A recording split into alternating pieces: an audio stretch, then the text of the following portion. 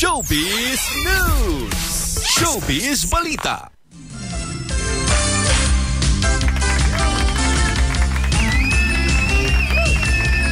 Well, thank you kayo, Papa Jess, sa imuhang pag-introduce ako ang beauty today. Nagpadayag og suporta si Kylie Padilla alang sa iyang ex-husband nga si Aljur Abranica o sa actress nga si EJ Rabal.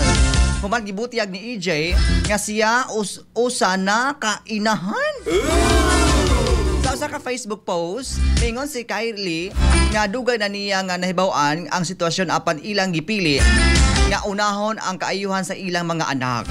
Ipasabot usab sa aktres nga nalipay siya og dili kinahanglan magtago si Aljur og EJ sa ilang pagkaginikanan. Kahinumduman nga si gikasal si Kylie og Aljur niadtong tuig 2018 apan nagbuwag niadtong 2021.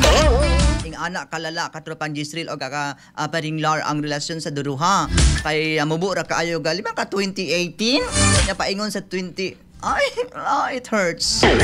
Pero ako totoo ang showbiz balita mga maring ha. Di man ko gwapa kay di man ko mistesa, di man ko parehas ni Kylie. Apan ayaw ko piyansa ba si Aljur ba?